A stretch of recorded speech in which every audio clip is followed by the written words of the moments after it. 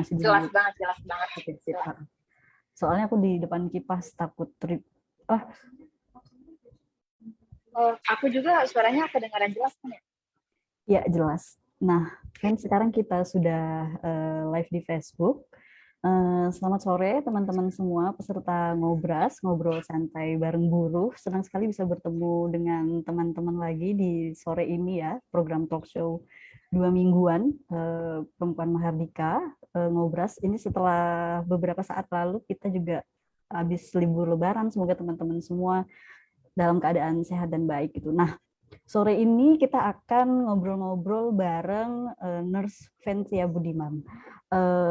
Dia saat ini menjadi koordinator jaringan tenaga kesehatan Indonesia. Kalau teman-teman familiar ya dengan berita di awal-awal bulan lalu, bagaimana sih seorang perawat gitu yang sedang memperjuangkan insentif gitu bagi teman-teman tenaga kesehatan yang insentifnya itu berbulan-bulan tidak dibayarkan, tapi ternyata dia justru diberhentikan masa tugasnya gitu oleh Rumah Sakit Darurat COVID Wisma Kemayoran.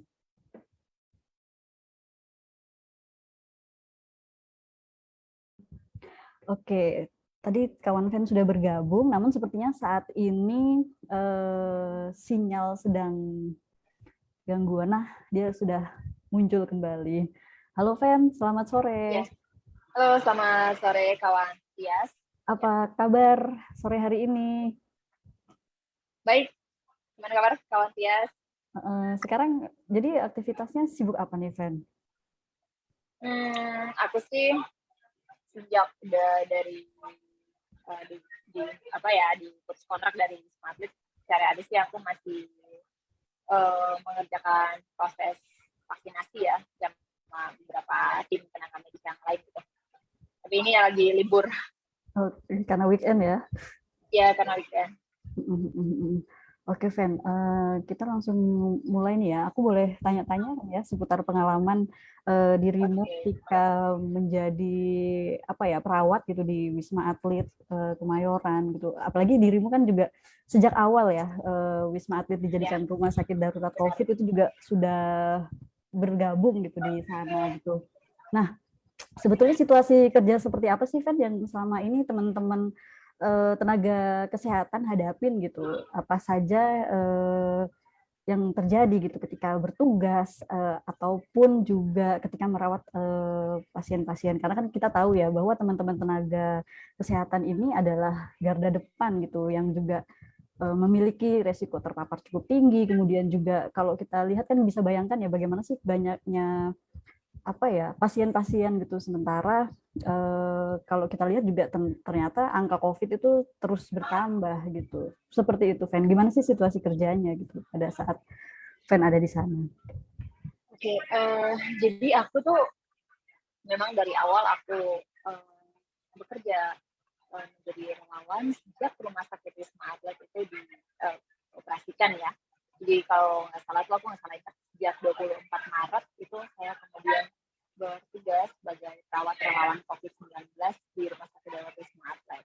Jadi awal pertama tuh sebenarnya hari pertama aku menjalankan tugas itu sempat 12 jam saya bertugas, sempat 12 jam, tapi itu cuma hari pertama doang karena mungkin rumah sakit karena baru pertama kali buka, jadi kayak kita semua juga waktu itu tenaga medisnya masih kurang banget, dan akhirnya kami harus bekerja selama kurang lebih 12 jam dengan menggunakan hazmat yang sangat tertutup ya.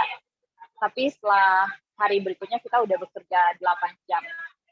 Nah itu kan pasien yang awalnya masih ratusan, kemudian akhirnya meningkat menjadi ribuan, bahkan pernah ada sampai di fase 4 ribuan pasien di atas hampir mencapai 5 ribuan, dan itu tuh kita udah benar-benar ngerasa kolaps banget gitu, situasi di mana kayak kita semua tuh nggak sanggup untuk kayak ini terlalu banyak gitu, pasiennya terlalu banyak, dan tenaga kesehatan itu cuman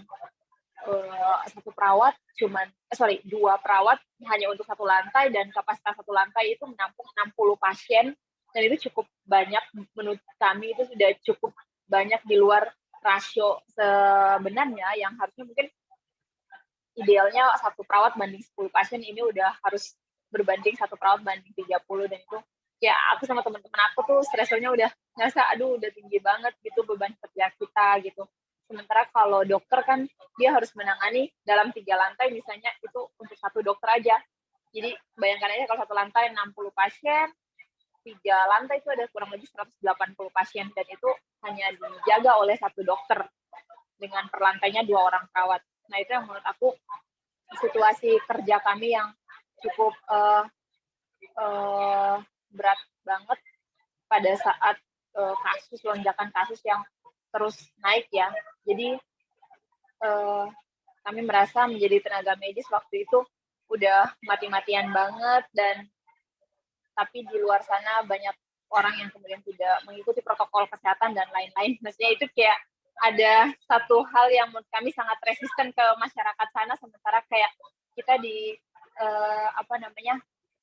rumah sakit udah kayak gini kondisinya gitu. Jadi kami harus menggunakan APD level 3 yang itu kan kami sama sekali nggak bisa membuka APD kalau di red zone. Jadi APD itu akan tertutup selama 8 jam.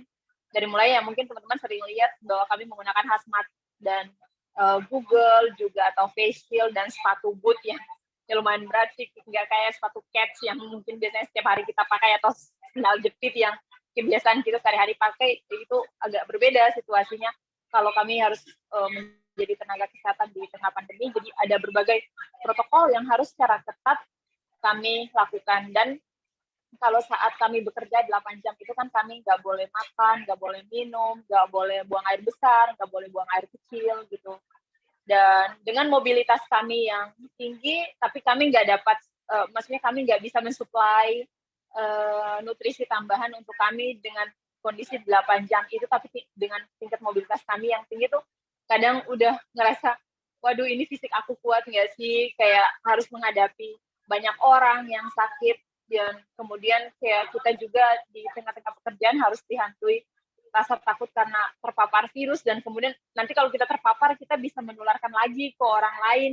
Kayak itu pikiran-pikiran yang selalu ada selama aku bertugas sebagai perawat gitu, dengan kondisi kerja kita di Rumah Sakit Darurat Wisma Atlet yang cukup tinggi beban kerjanya. Kalau untuk sekarang sih pasiennya udah agak turun ya, tapi ini aku lihat dalam beberapa hari terakhir juga informasi dari teman-teman kayak udah mulai naik lagi dia. Jadi kayak gitu sih sejauh ini, kawan Tias. Oke, terima kasih kawan Fen. Kalau tadi dari ceritanya kan sebenarnya beban kerjanya sungguh berat, kemudian juga banyak banget resiko-resiko yang harus dihadapi ya. Nah, ada nggak sih Fen sebenarnya jaminan gitu yang diberikan untuk teman-teman yang bekerja menjadi perawat gitu di Wisma Atlet? Karena kan kalau seperti yang tadi di awal saya sebutkan ya, bahwa ketika Fen menuntut gitu hak-hak terkait dengan insentif, kemudian juga jam kerja yang layak, sistem kerja yang lebih manusiawi, itu kan justru Fen malah mendapatkan intimidasi, bahkan diberhentikan kontrak. Nah, sebenarnya kasusnya seperti apa, Fen? Bisa diceritakan sama kami? Oke, jadi sebenarnya kan kami bekerja waktu itu awal banget ya. Kita tuh nggak pernah tahu kalau misalnya pemerintah akan memberikan kita insentif. Itu dari awal aku pas masuk Maret awal itu emang nggak tahu gitu. Kalau memang ini tuh akan ada insentif. Jadi emang benar-benar murni banget nggak ngerti situasi saat itu. Jadi cuman ya udah karena ini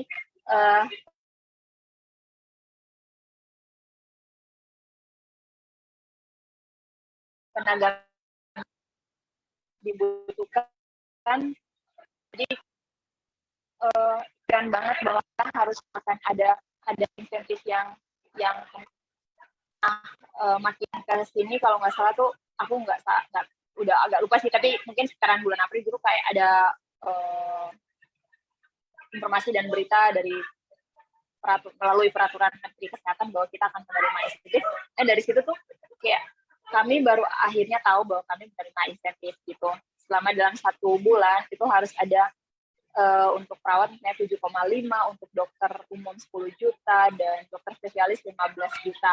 Sementara petugas medis lainnya tuh mereka kan menerima kurang lebih 5 juta ya. Nah dari itu kan kami mulai tahu bahwa kami ada insentif gitu yang harus diterima gitu. Nah, dari situ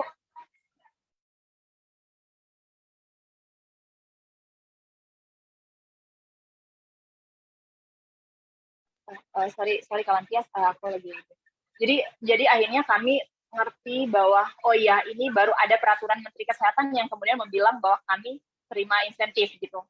Ternyata dalam proses pembayarannya itu dari mulai bulan Maret 2020 sampai ke sini itu memang sempat ada penunggakan ya. Misalnya dia paling lama tuh menunggak sekitaran 2 bulan gitu. Terus itu menunggak 1 bulan.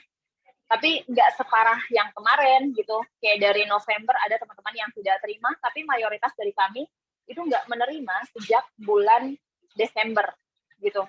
Jadi dari Desember itu kami mayoritas tidak menerima sampai bulan April 2021. Dan itu kayak kami merasa, wah ini hak kami gitu kan, pemerintah udah memberikan anggaran untuk kami tenaga kesehatan, kenapa alokasinya sangat-sangat terlambat begitu. Sementara jauh beberapa bulan sebelum itu kayak pembayaran insentif tidak pernah menunggak gitu. Jadi setelah itu aku sama teman-teman mendiskusikan untuk bagaimana kemudian ini dibicarakan dan kita bersuara bersama gitu. Akhirnya lewat jaringan Nakes kami menjadikan itu sebagai wadah aspirasi kami gitu dan kami bicara tentang kepentingan kami di dalam itu seperti apa gitu. Dan kami sempat membuat pernyataan sikap bahwa pemerintah harus membayarkan seluruh insentif kami gitu yang menunggak gitu sesuai dengan peraturan Menteri Kesehatan yang dikeluarkan. Nah, itu dasar kami. Kemudian beberapa hari setelah pernyataan sikap itu kami keluarkan sejak tanggal 3 Mei, tanggal 7 itu kami sempat mengadakan untuk siaran pers. Jadi untuk memberikan data kepada publik dan juga kepada negara bahwa ini situasi kami sebagai relawan, kami belum menerima insentif dan harus pemerintah memperhatikan kita gitu. Nggak boleh abai sama kita yang kemudian bekerja saat ini karena itu udah hak kami gitu. Nah, tapi kemudian tanggal 7 itu siaran pers saya sengaja dibatalkan oleh pihak TNI sama Polri karena mereka merasa bahwa itu di luar prosedur dan aku dibilang melanggar kode etik, melanggar koordinasi di rumah sakit darurat. Padahal sebenarnya itu kami mengatasnamakan jaringan nakes yang bicara tentang kepentingan kami semua gitu. Itu si kawan Tias. Jadi akhirnya kami nggak bisa siaran pers dan hari itu juga dibatalkan 3 hari setelah pembatalan siaran pers itu surat untuk pemberhentian tugas aku keluar. Tapi mungkin agak sedikit aku ini juga tanggal 8 Mei kan tanggal 7 aku dipanggil ya untuk pembatalan siaran pers, tanggal 8 Mei itu memang kontrak aku selesai. Jadi kami tuh setiap bulan ada perpanjangan kontrak gitu, tapi kayak nggak ada tanda tangan kontrak sih, kayak cuman perpanjangan otomatis gitu dan kita keluar nota dinas dari RSDC dan kita perpanjangan kontrak gitu. Jadi per bulannya gitu kita perpanjangan kontrak. Nah pas yang kemarin itu aku juga nggak sempat merhatiin ya, tapi ternyata pas aku dikasih surat pemberhentian tugas itu ternyata aku baru ingat, oh iya ya, memang tanggal 8 itu aku tanggal selesai kontrak, masa kontraknya tuh selesai gitu. Jadi dengan alasan itu akhirnya mereka udah nggak mau memperpanjang aku lagi, karena selain masa kontrak aku habis, aku bicara kepentingan kita gitu. Jadi mereka merasa bahwa itu mengancam banget posisi aku di sana gitu, karena speak up tentang kondisi kita yang sebenarnya gitu. Ya, jadi memang terlihat jelas ya sebenarnya alasan untuk pemberhentian karena sudah apa ya bahasa mereka ya kontraknya selesai per tanggal 8 itu sebenarnya juga sangat berkaitan ya karena juga fan aktif menyuarakan hak-hak teman-teman gitu. Nah, kalau dari cerita fan tadi kan itu panjang banget nih tunggakan ya, ada yang dari November, ada yang dari Desember. Nah, teman-teman di sana tuh seperti apa, Fan? Berarti untuk mencukupi biaya kehidupan, terus juga kebutuhan sehari-hari, itu bagaimana teman-teman memenuhi kebutuhan-kebutuhan sehari-harinya?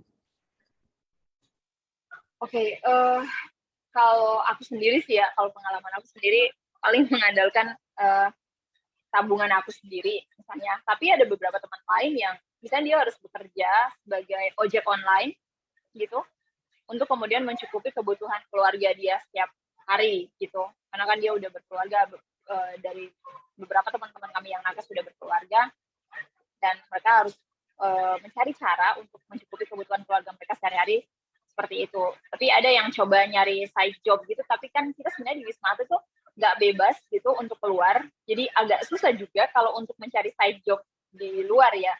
Kayak karena kan kita dibatasi akses untuk keluar, dan juga kita juga nggak bisa harus keluar masuk Wisma Atlet kan dengan kondisi pandemi ini. Jadi itu sebagai satu pilihan yang cukup dilematis ya bagi kami, gimana cara kami untuk bertahan hidup gitu. Tapi kalau untuk akomodasi kan memang kami tinggal di dalam, dan untuk makan kita sehari-hari disiapkan kan sama pihak rumah sakit gitu. Cuman di luar akomodasi dan makan kita secara personal sehari-hari, itu kan ada keluarga yang harus kita lihat, yang harus kita cukupi kebutuhan keluarga kita sehari-hari. Nah itu yang menjadi beban tersendiri bagi kami sebagai tenaga kesehatan, dan juga kan ada yang harus membayar saya kontrakan untuk keluarganya, untuk anak-anaknya, dan juga dia punya kreditan gitu. Dan akhirnya ada teman aku yang hanya barang yang dikredit oleh dia tuh kayak ditarik gitu karena dia nggak sanggup membayar lagi gitu.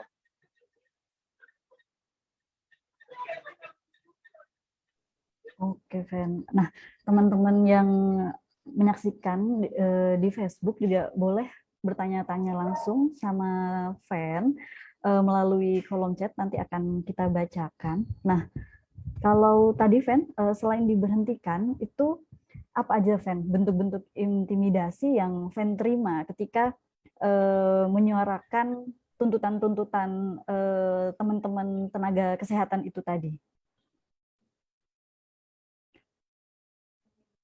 Sepertinya Fen hilang ya, sinyalnya terlempar. Jadi untuk teman-teman mungkin yang sedang menyaksikan bisa sambil menuliskan pertanyaan-pertanyaan yang ingin disampaikan kepada Fen, atau juga kiriman semangat dari jauh juga untuk Fen juga boleh banget.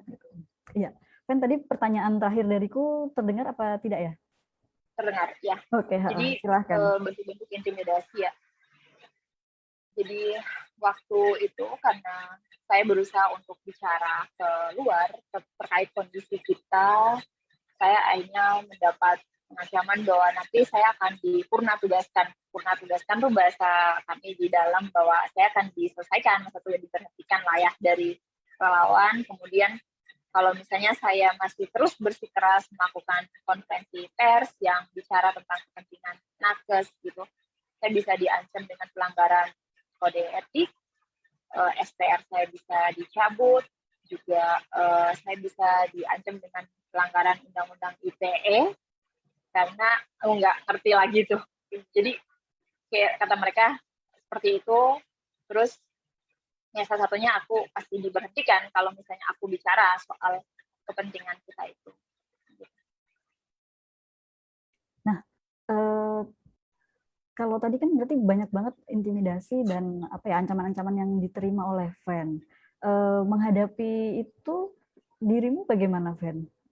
Ketika menghadapi Saya sempat menanggapi mereka. Jadi saya bilang sebenarnya saya bersuara karena itu adalah hak kita, dan suara saya itu dijamin. Kebebasan berpendapat saya itu dijamin undang-undang. Artinya kalaupun saya mau dijerat dengan pelanggaran kode etik, saya pikir saya tidak melanggar kode etik manapun gitu. Artinya mungkin kode etik ya, aku nggak ngerti masuk rumah sakit itu seperti apa pelanggaran kode etik. Tapi saya rasa mungkin lebih kepada malpraktek gitu, atau kesalahan dalam pelayanan kesehatan. Nah itu mungkin saya bisa dijerat dengan pelanggaran kode etik gitu. Tapi dalam posisi ini kan saya hanya bersuara bahwa ini loh, negara tuh belum membayarkan hak kita. Sejauh ini gimana realisasinya, kok alokasinya bisa terlambat, dan lain-lain. Jadi saya merasa bahwa itu pendapat saya yang sah-sah aja kita ngomongnya gitu. Jadi saya berusaha menanggapi itu, cuman kayak bagi mereka saya udah salah gitu, dan saya udah salah banget lah menurut pihak RSDC karena udah mencoba mengangkat ini ke media dan suara keluar gitu. Jadi menurut mereka tuh aku udah tidak taat dan tidak taat aturan dan tidak terpimpin lah, tidak satu komando lah, apalah istilahnya gitu. Jadi Iya, jadi terlihat jelas ya sebenarnya bagaimana sih keberanianmu menghadapi itu semua. Nah, di tengah situasi pandemi ini kan semakin terlihat gitu bagaimana sih tata kelola sistem kesehatan kita sendiri ya gitu. Jadi kalau sempat aku baca-baca ya, selain juga kekerasan yang terstruktur itu tadi juga teman-teman tenaga kesehatan itu juga mengalami kekerasan lainnya gitu dari pasien ataupun dari apa ya orang-orang yang menjaga Wisma gitu. Itu situasinya seperti apa, Ven? Bisa diceritakan? kalau aku sendiri sebenarnya pengalamannya pernah mendapat stigma negatif dari pasien. Tapi kalau sejauh ini kekerasan yang kemudian dilakukan oleh pasien ke perawat gitu, memang aku belum jumpai gitu kasusnya di Wisma Atlet. Tapi kalau memang stigma negatif itu memang kami beberapa termasuk aku itu pernah mengalami itu. Ya aku mau ngerawat pasien, mau masuk kamar pasien dan kayak pasien itu ngomong, kamu nurse nggak boleh masuk ke kamar saya gitu karena nurse menggunakan pakaian yang kemudian itu udah terkontaminasi dengan virus yang bisa saja menularkan ke saya gitu. Sementara status pasien saya itu status pasien positif gitu. Jadi kayak aku juga merasa kok aku di stigma gitu ketika saya mau melakukan malah mau merawat pasien waktu itu. Dalam kondisi saya mau ngantarin obat buat pasien waktu itu. Oke, ini ada pertanyaan dari teman-teman di Facebook, Ven. Gimana ya orang sudah lelah merawat orang-orang sakit? Ya Tuhan, jam kerja panjang, beban kerja tinggi, risiko terpapar COVID tinggi sekali. Saya mau tanya, berapa kali dalam sebulan teman-teman tenaga kesehatan itu di antigen dan bagaimana bila terpapar? Hak-hak apa saja yang diberikan? Terima kasih. Begitu, Ven. Oh oke. Ya, Oh, jadi informasi memang kalau kami tenaga kesehatan itu memang kami ada ya medical check up gitu, ada pemeriksaan kesehatan yang rutin setiap bulan. Itu ada di awal bulan kami mendapat swab antigen. Misalnya kami non reaktif, ya udah kita tetap lanjut bertugas. Tapi kalau kemudian dari swab antigen itu kita reaktif, itu akan diuji coba dengan swab PCR. Ya teman-teman akan di swab PCR lagi. Jadi kalau kemudian swab PCR-nya positif, karena itu kan salah satu uji tes yang kemudian bisa menegakkan diagnosa COVID ya.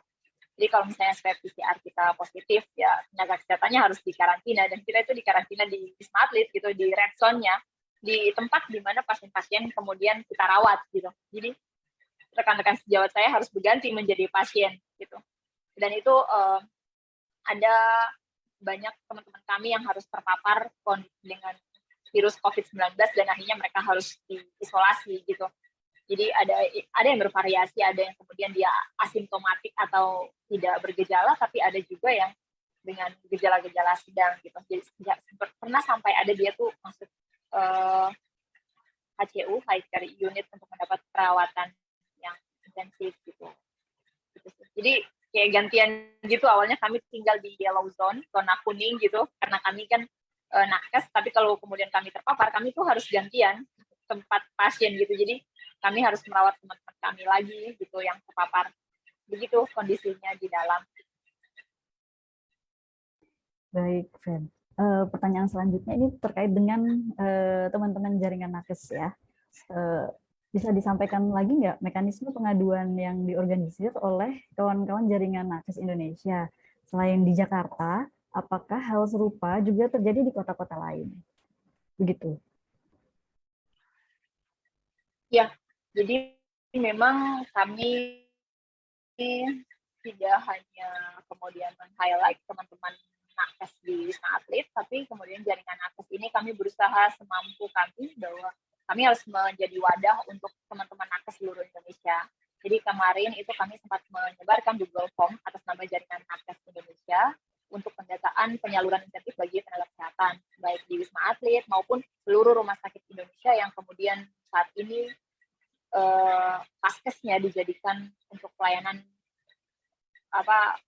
pelayanan COVID-19 gitu. Jadi itu ternyata kondisi kami di Wisma Atlet itu sama persis dengan kondisi nakes di daerah, tidak jauh beda. Jadi sama persis kondisi teman-teman. Mungkin kalau kami di Wisma Atlet dengan ada sedikit benefit, misalnya APD kami cukup buat kami tenaga medis gitu. Kami tahu bahwa kondisi teman-teman daerah juga tidak sebaik dengan kami yang di pusat gitu. Ditambah lagi dengan kondisi misalnya penyaluran insentif yang terlambat gitu. Mungkin kalau teman-teman kan ada perbedaan ya, rumah sakit yang kemudian dia bisa memberi gaji pokok kepada pekerja gitu, pekerja nakes, ada gaji pokoknya gitu untuk nakes, terus dia dapat insentif. Tapi kalau kami di Wisma Atlet misalnya itu nggak sama sekali dapat gaji pokok, jadi kayak kami itu cuma murni banget dapat insentif gitu. Dari insentif aja situ yang dianggarkan oleh Kemenkes gitu yang ke kami gitu. Jadi sebenarnya kondisinya tuh persis sama banget dengan kondisi kami di Wisma Atlet. Teman-teman di daerah juga sama, mereka tuh mengalami tunggakan yang sama dengan kami. Misalnya di daerah-daerah timur, pokoknya di Pulau Jawa juga kami kan menerima aduan itu banyak sekali yang belum menerima insentif. Ada lebih dari 150 paskes yang tidak mendapat insentif yang sama dengan kami di Wisma Atlet gitu. Jadi model pengaduan kami dari mulai Google Form, kami menyediakan juga platform email gitu, jadi teman-teman bisa mengirimkan aduan mereka ke email dan kita coba tanggapi dan kemudian suarakan bersama ke pemangku kebijakan. Gitu. Kalau dari pengaduan-pengaduan yang telah diterima gitu baik melalui Google Form ataupun email itu sekarang sudah terkumpul dari berapa banyak provinsi itu kan?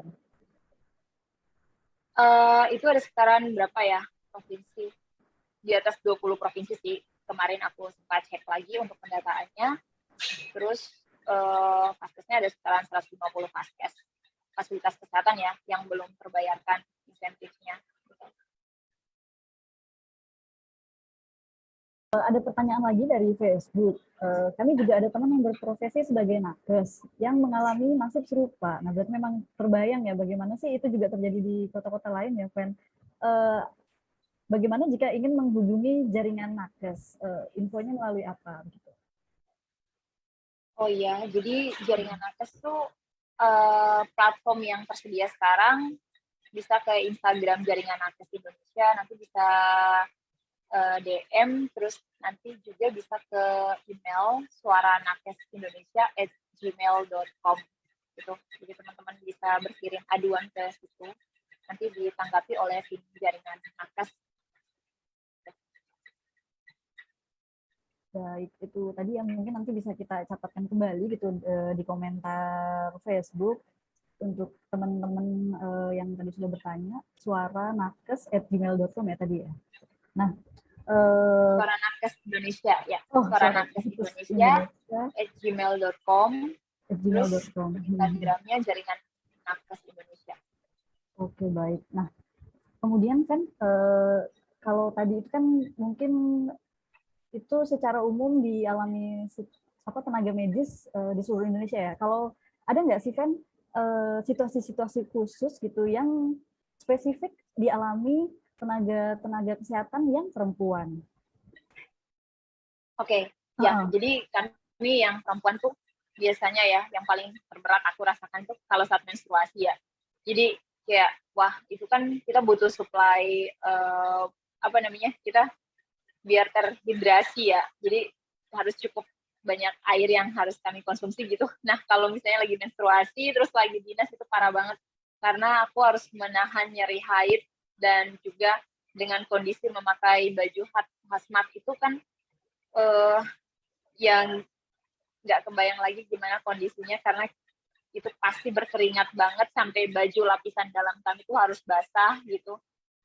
Jadi itu yang situasi dimana yang kayak aduh itu nggak nyaman banget deh kalau udah menstruasi terus kami harus naik dinas gitu selama 8 jam kami susah banget buat ganti pembalut yang harusnya kami harus ganti per 4 jam gitu, ini 8 jam kami nggak harus ganti gitu kan karena kan nggak boleh sama sekali kan memegang bagian dalam gitu dari tubuh kami gitu dengan kondisi tubuh kami itu udah terpapar gitu sebenarnya kan tapi karena dengan APD yang seketat itu gitu, kami agak susah banget untuk kemudian bisa gimana ya mengganti pembalut, membuka baju aja kami tuh nggak berani banget gitu. Jadi itu yang memang kami rasakan gitu. Terus sih kalau untuk tenaga kesehatan perempuan di saat kalau misalnya kita lagi menstruasi. Berarti tenaga kesehatan yang perempuan juga punya banyak resiko terkait dengan kesehatan reproduksinya ya, Fen, di saat juga bertugas gitu. Nah, Ya. kalau sekarang kan Fen sendiri sudah tidak di Wisma Atlet nih ya. Apakah intimidasi-intimidasi yang di awal Fen terima karena menyuarakan hak-hak teman-teman tenaga kesehatan itu juga sampai sekarang masih dialami oleh Fen? Sejauh ini sih udah nggak ada ya.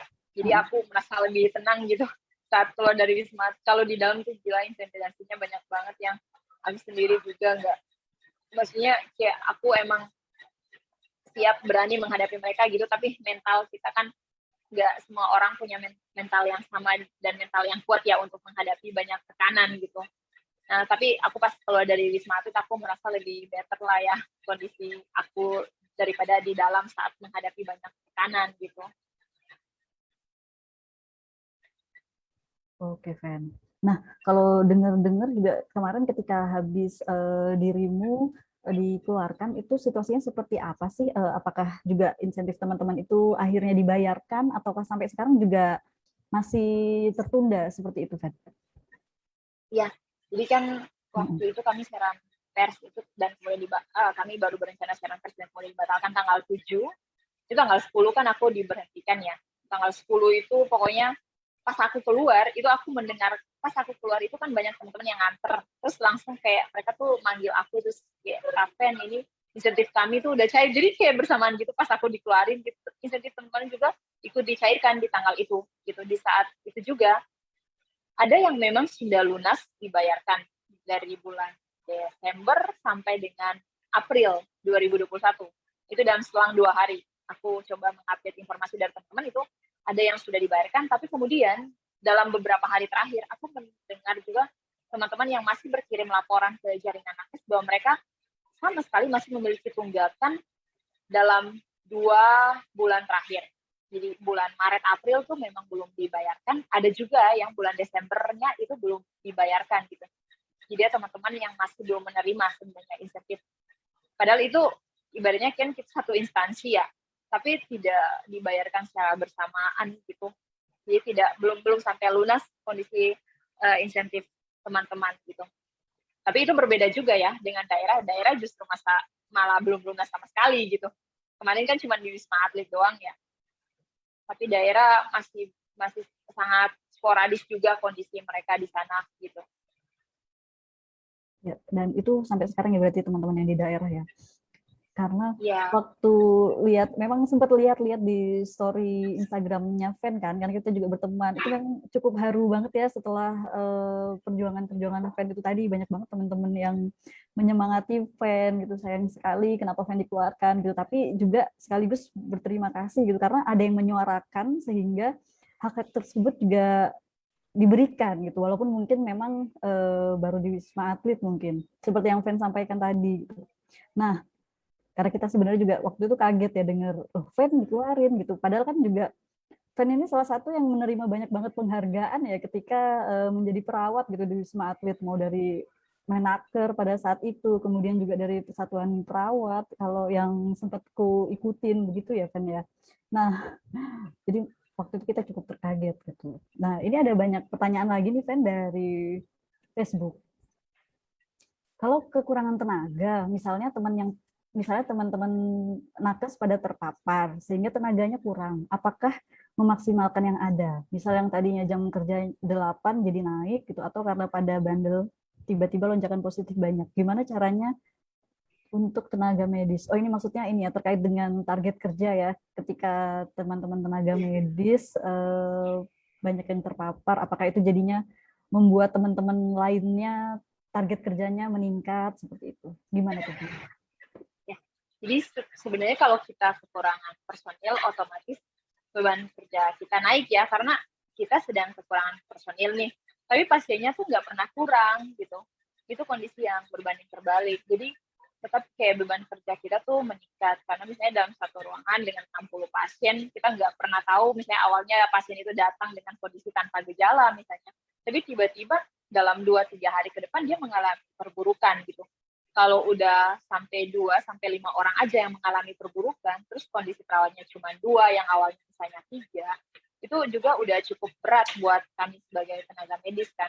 Jadi itu mungkin kalau nggak salah sih itu kan waktu itu Kemenkes kalau nggak salah masih ada perekrutan gitu, tapi makin kesini udah jarang banget perekrutannya gitu, mengganti teman-teman nakes. Tapi meskipun ada perekrutan, itu nggak bisa menambah sumber daya manusia gitu. Mungkin akan sedikit mengganti, tapi kemudian tidak bisa menambah, dan beban kerja kita tuh tetap aja kayak gitu. Justru malah bertambah dengan adanya lonjakan kasus gitu. Jadi emang kayak kita sedih banget tuh, kita paling sedih banget kalau tahu teman kami itu terpapar gitu. Kayak ngerasa bahwa nanti yang ngebantuin kita di lapangan tuh siapa aja gitu, karena kan kita berharap kita bisa saling bantu ya, gitu. Jadi agak kayak sedih banget.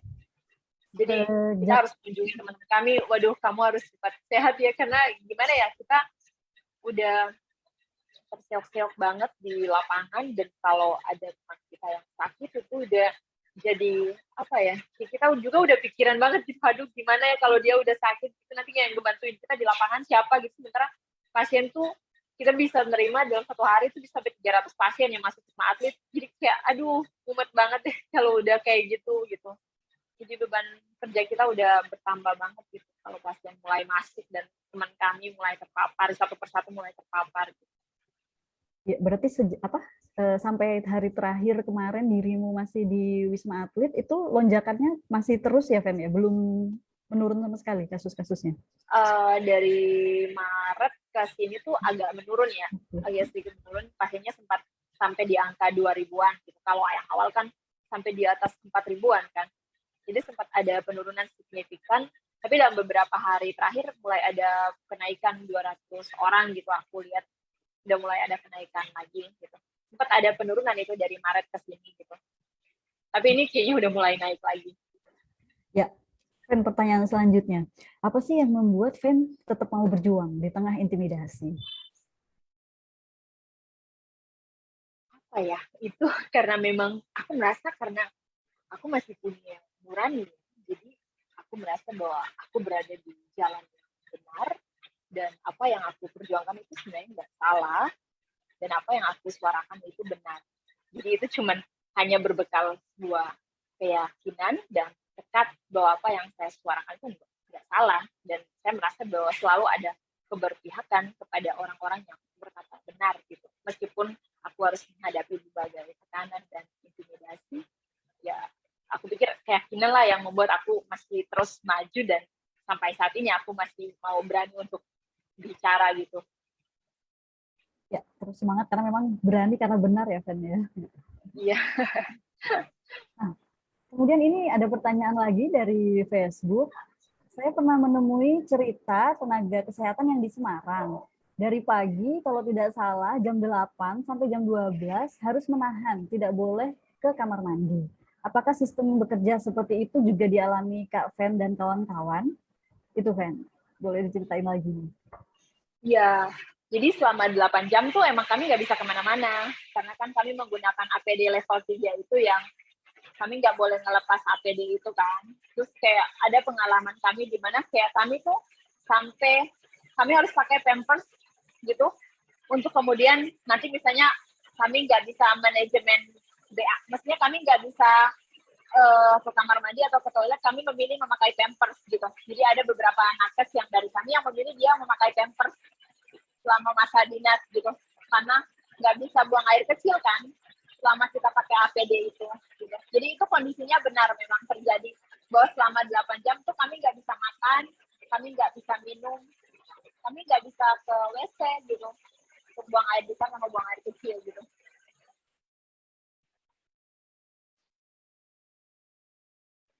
Oke, Fen. Iya. Dan itu sampai sekarang terus masih dialami ya sama teman-teman ya. Nah, kemudian kan ada pertanyaan selanjutnya, langkah-langkah selanjutnya untuk advokasi insentif yang ditunggak karena masih banyak tadi teman-teman lain di luar daerah yang selain di Wisma Atlet, itu bagaimana, Fen? Langkah-langkah advokasi selanjutnya? Kawan dia, sorry, suaranya nggak kedengaran. Apakah kita sama mengalami hujan? Iya benar, hujan deras ya. Nah, mungkin suara kawan dia agak dikencengin sedikit. Ya. Oke. Sekarang udah kedengeran, Fen? Nah, ini agak boleh aku dengar sih ya. Oke. Nah, pertanyaan selanjutnya. Jadi karena tadi kan kita masih melihat bahwa banyak banget nih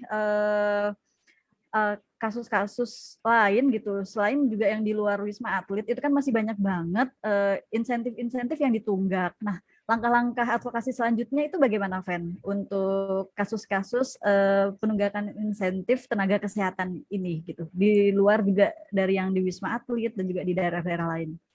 Begitu?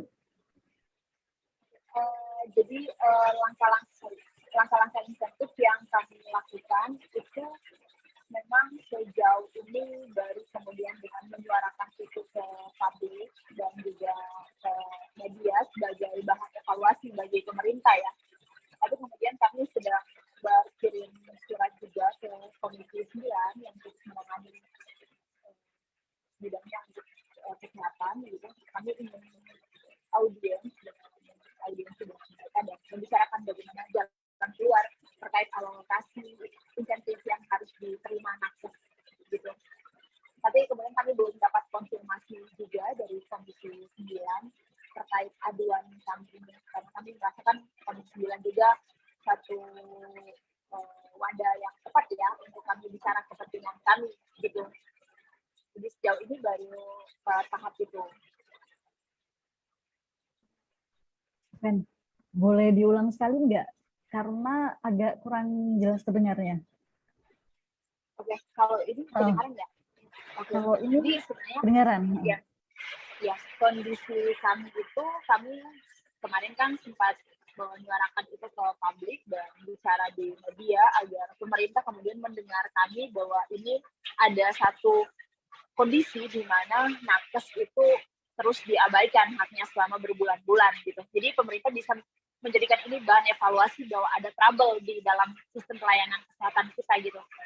Dan kemudian setelah itu kami sempat bersurat ke Komisi 9 untuk kemudian kita minta ada satu situasi di mana kita harus duduk berdiskusi bersama dan membicarakan apa solusi yang tepat sehingga teman-teman nakes ini insentifnya bisa dicairkan sesuai dengan waktunya, jadi tidak menunggak, karena pada dasarnya emang ini udah hak kita gitu. Cuman sejauh ini kami belum bisa mendapatkan jawaban dari Komisi 9 gitu.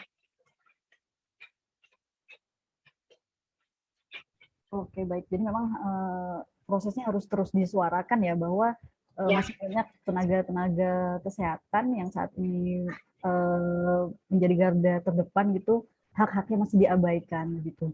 Nah, kalau harapannya Fen sendiri nih ke depannya terkait dengan situasi yang teman-teman tenaga kesehatan hadapi, kemudian juga apa ya, situasi yang Fen hadapi juga saat ini gitu. Nah, ke depannya harapan Fen apa aja nih terkait dengan jaminan hak-hak kesehatan, jaminan kesehatan terhadap tenaga kesehatan. Gimana sih kok belibet? Maaf ya. Oke, jadi sebenarnya harapan saya itu adalah pertama, kita tenaga kesehatan itu sebenarnya kompleks banget ya permasalahan, dan itu rekan-rekan medis pasti tahu banget, mau dari dokter, perawat, bidan, dan semua petugas medis lainnya.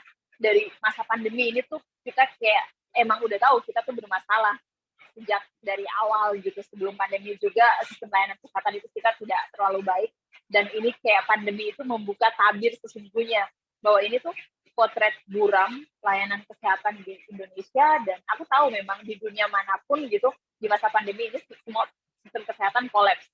Tapi aku berharap bahwa ini harus menjadi bahan evaluasi besar bagi pemerintah, termasuk kita sendiri yang mengalami tenaga kesehatan itu, kita sendiri yang mengalami. Jadi itu harus menjadi bahan evaluasi dan catatan kritis untuk kita, bahwa sebenarnya kita harus berani bersuara, karena lewat kondisi-kondisi itu kita kalau nggak speak up, itu masyarakat bahkan negara tuh nggak tahu situasi sebenarnya mungkin, atau negara bisa saja membiarkan kita abai gitu karena kita tidak mampu bersuara. Dan harusnya kita punya wadah yang lebih apa ya, lebih maju lagi membicarakan hak-hak kita selama ini gitu.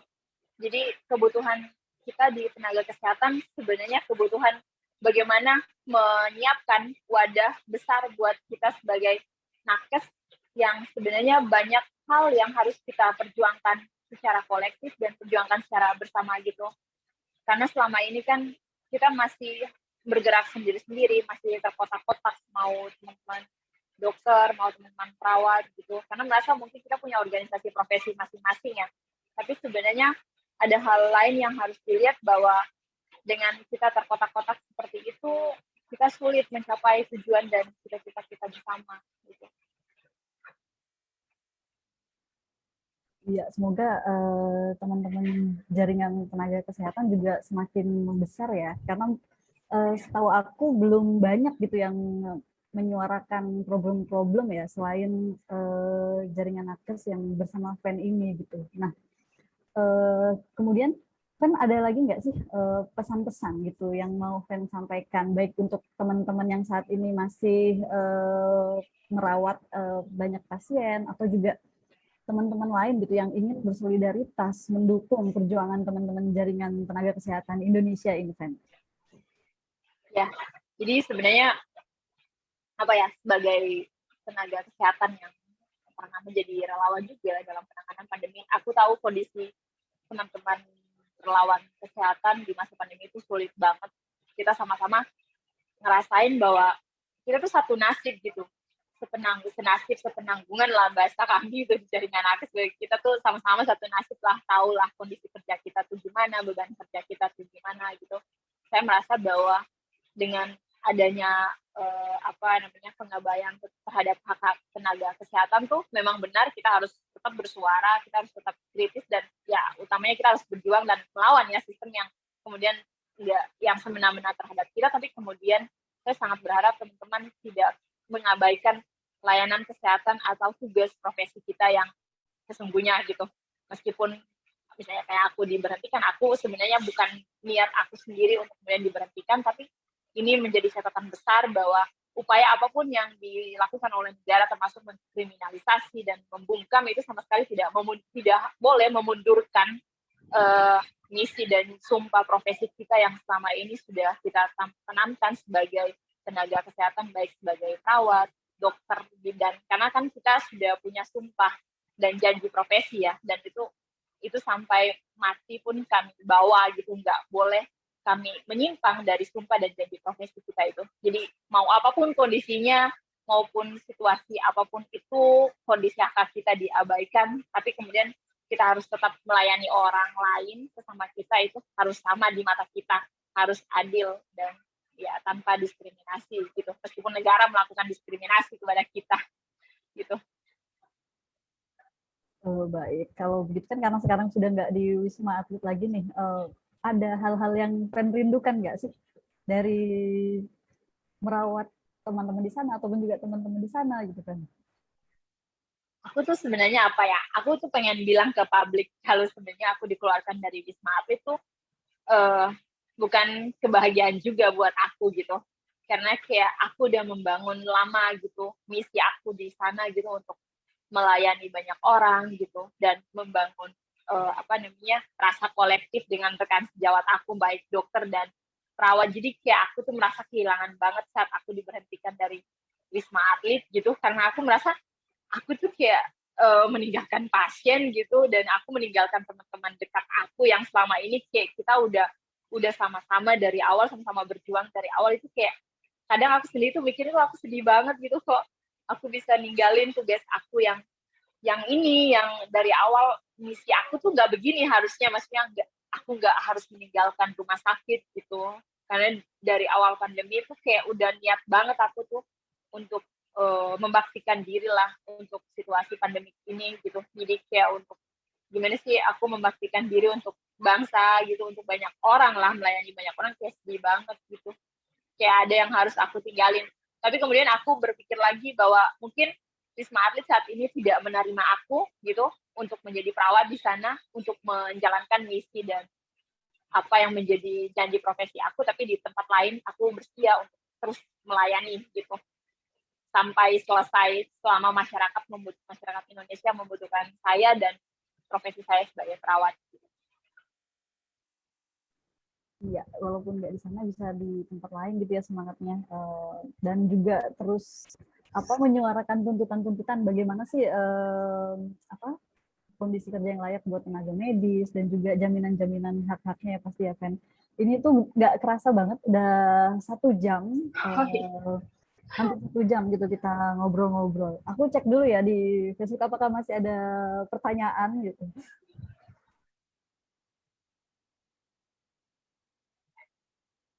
Kalau untuk pertanyaan sih sudah nggak ada, Fen. Tapi di komen-komen Facebook tuh banyak yang menyampaikan semangat gitu buat Fen untuk terus memperjuangkan hak-haknya. Terus juga bagaimana sih agar negara ini mendengar gitu hak-hak tenaga kesehatan yang selama ini diabaikan. Gitu. Nah, mungkin untuk penutup, Fen mau menyampaikan sesuatu lagi nggak gitu buat kita semua sebelum kita akhiri ngobrol santainya gitu. Oke, mungkin saya punya 2 pesan untuk masyarakat Indonesia. Pertama adalah kami itu bekerja di atas sumpah profesi, dan apa yang kami lakukan itu secara sadar adalah untuk kepentingan kemanusiaan. Jadi kami sama sekali tidak punya orientasi profit ataupun keuntungan dalam misi ini, tapi kemudian kami hanya bicara bagaimana negara juga tidak boleh mengabaikan hak-hak kami sebagai relawan atau tenaga kesehatan yang selama ini bekerja dalam penanganan pandemi. Dan yang kedua adalah bagi saya, meskipun kami statusnya sebagai relawan kesehatan gitu, kami berhak juga mengakses hak kami sebagai tenaga kesehatan. Dan kalaupun negara mencoba membungkam dan merasa terganggu dengan segala suara kami yang bicara tentang kebenaran dan fakta sesungguhnya tenaga kesehatan di lapangan, saya merasa bahwa negara benar-benar mengeksploitasi tenaga kesehatan di tengah-tengah masa pandemi ini. Gitu. Jadi saya tetap sampaikan kepada teman-teman tenaga kesehatan sebagai garda paling akhir ya dalam pelayanan pandemik, kita tetap semangat berjuang, tetapi kemudian kita juga akan sama-sama terus mengawal agar di tengah-tengah perjuangan kita itu tidak ada hak-hak kesehatan kita, hak-hak sebagian nakes kita yang kemudian dipangkas dan dikangkangi atas nama negara dan regulasi di saat ini. Gitu. Baik, terima kasih Pen ya untuk pesan-pesan dan juga semangatnya gitu. Kita juga jadi lebih tahu kan bagaimana sih sebenarnya situasi yang teman-teman nakes hadapi gitu. Dan buat teman-teman yang menyaksikan, teman-teman nakes ataupun juga teman-teman yang punya teman tenaga kesehatan gitu yang pernah mendengar bagaimana situasi kerjanya yang ternyata cukup bahasanya eksploitatif ataupun juga banyak hak-hak yang diabaikan. Sekali lagi mungkin bisa langsung menghubungi Suara Nakes Indonesia @gmail.com, dan juga tadi kalau mau melalui Instagram itu ada di jaringan nakes_Indonesia. Betul ya, Fen? Ya, benar. Iya, itu saja ngobrol-ngobrol santai kita sore ini. Semoga Fen tetap dalam keadaan sehat, kemudian juga terus semangat untuk menyuarakan hak-hak teman-teman. Kita juga dari jauh akan terus berjuang bersama Fen gitu. Dan selamat sore teman-teman semuanya. Sampai jumpa lagi. Ya, terima kasih teman-teman. Terima kasih kawan Tias. Iya, Fen, terima kasih banyak ya. Salam untuk kawan-kawan buruh. Iya, ini banyak yang nonton juga nih teman-teman. Ya, salam juga untuk kawan-kawan perempuan Mahardika. Semoga kita bisa bertemu ya secara offline di kesempatan selanjutnya. Iya. Oke, dadah. Ya, dadah. Selamat sore, Fen. Terima kasih. Sampai jumpa teman-teman semua.